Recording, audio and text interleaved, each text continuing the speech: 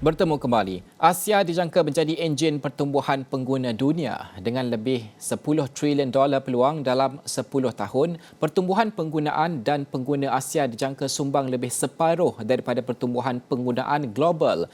Dan juga menurut laporan pengguna Asia yang diterbitkan McKinsey Company, satu daripada dua isi rumah pendapatan pertengahan dan ke atas dijangka berada di Asia dalam tempoh 10 tahun. Dan dalam masa yang sama, satu daripada dua transaksi dijangka berlaku di Asia dalam tempoh sedekat ini. Untuk melihat kepada peningkatan Asia dalam kepenggunaan dan trend yang dijangka, kita bersama dengan Rakan Niaga Kanan McKinsey Company, Rohit Razdan dan juga Rizal Zulkapli. Saksikan. Rohit, thank you for joining us. Now, according to the report, Asian consumers are expected to account for half of global consumption growth in the next decade, equivalent to a 10 trillion US dollar opportunity. And globally, one of every two upper middle income and above households is expected to be in Asia. Tell us more about consumers in Asia in the next 10 years. How will the increase in spending happen? Yeah, so look, Asia will continue to be the powerhouse of the global consumption growth over the next decade, as it has been over the last 10 years as well, right? So that story will continue.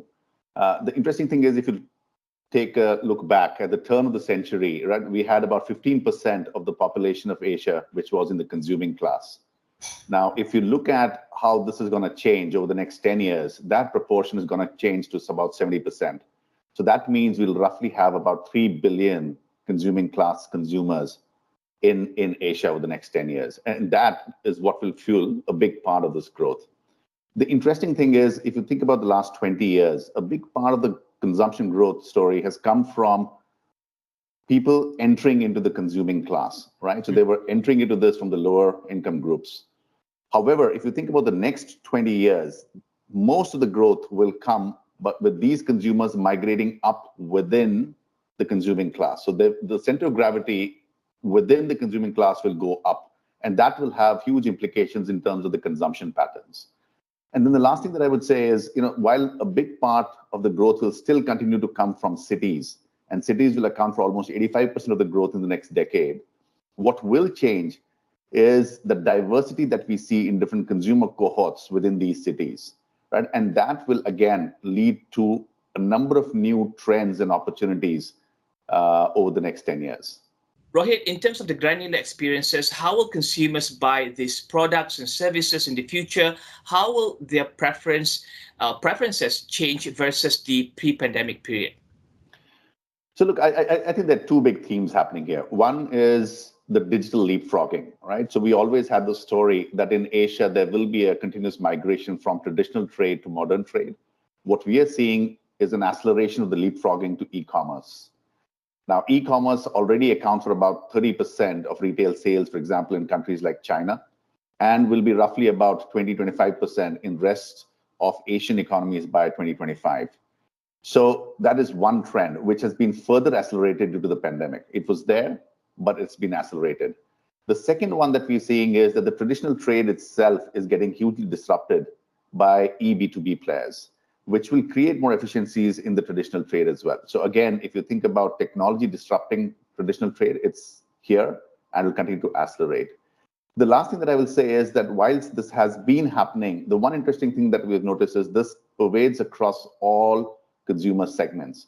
So interestingly enough, our research shows that even seniors who are 60-year-old folks across the region, a majority of them are now online, right? Almost 90% of seniors in advanced Asia, which is Japan, Korea, Taiwan, South Australia, are already online, and about 2/3 in China will be online. So this phenomena of digital buying and e-commerce will cut across the different consuming cohorts.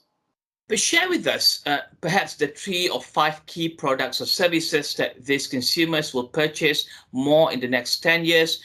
What new trends do you see moving forward? Yeah, so as we've done this research, what we figured is there are 3 important trends that we see in future consumption. Number one is we are seeing an increase in the single households across the region, right? So already, about 1/3 of the population in Japan, Korea are single households, and that number is growing across the different markets.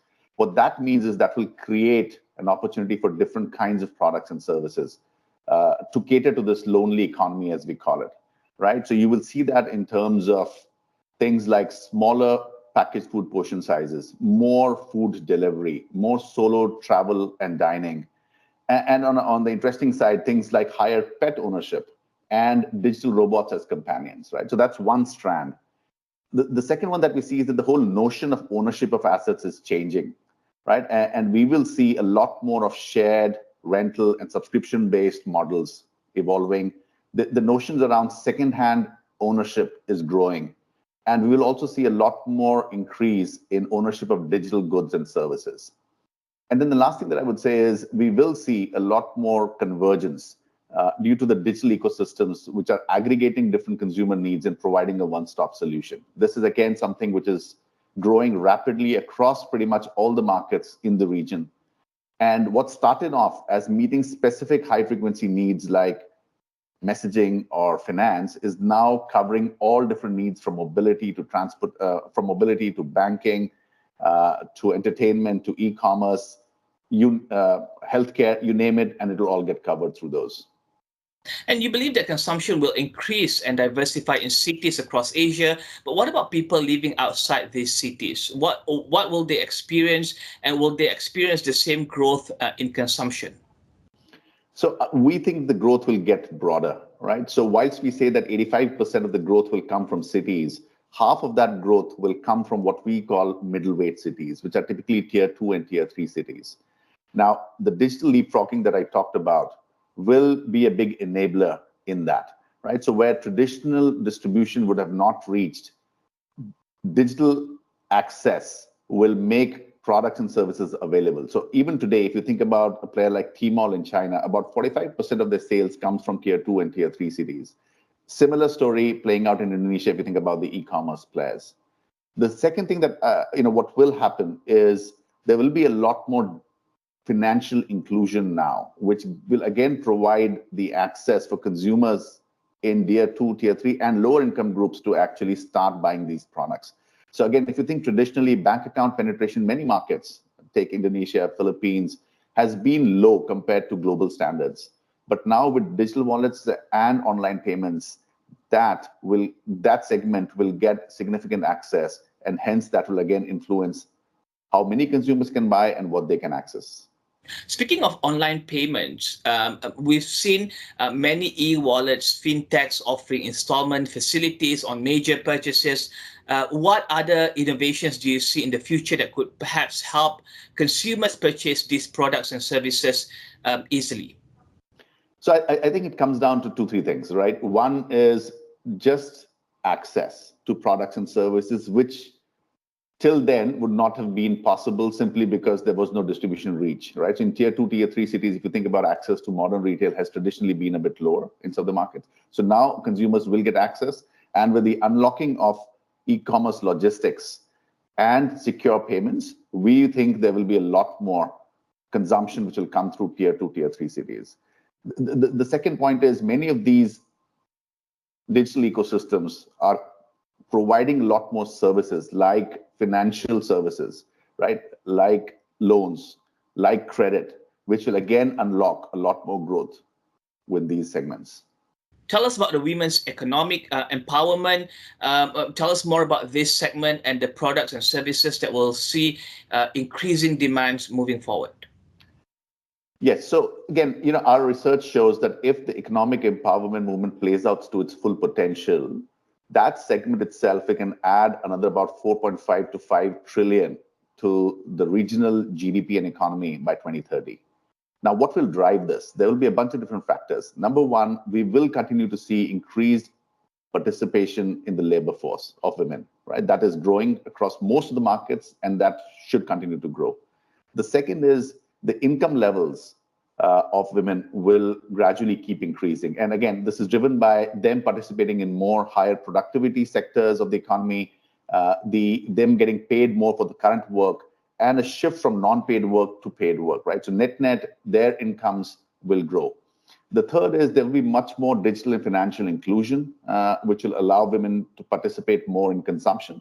And finally, across the board, we're also seeing a higher role that women are playing in the household decision-making processes. So net, this is what will drive a big part of this growth. In terms of what products and services, it'll have huge implications, right? Number one, some of the obvious categories like apparel, like personal care, will obviously take off, will grow much faster. Second, a lot more financial products targeting this women's segment will become increasingly more prevalent. And finally, anything which helps women, any products, services which help women manage the balance between work and household duties will become increasingly important, right? So in many markets, the role of external consultants to help with kids' education and extracurriculars. If you think about home delivery of ready-to-cook meal kits, anything which eases the life for women as they get into more and more work-related situations will grow. And you also said that it's time for the companies to redraw their consumer growth map of Asia. How should they do this? So as we think about the different trends, I would say there are about 2 or 3 big implications for consumer companies. Number one, it is no longer enough to take the traditional approach of thinking which countries to focus on. You need to get more granular. You need to think about which cities, and then within those cities, which consumer cohorts will you target, right? So there's a lot more micro and segmentation and much more granularity, which needs to go into the growth. The second thing is this digital acceleration that we talked about is here and will just continue to accelerate. So what's the posture of these players? How will you participate in this? Will you build your own digital businesses? Will you participate? Will you enter into partnerships? Will you enter into alliances with the digital ecosystem players, with some of the eB2B players? So what's your whole stance around how to leverage this digital acceleration? And then the third thing that I would say is what we will also see is a lot more localization, right? So many consumers across the region have said and expressed a preference for local brands and want to be more eco-conscious. So again, the consumer companies will need to think about how do they cater to those needs and desires of the consumers. On that note, thank you very much, Rohit, for joining us. Thank you. My pleasure.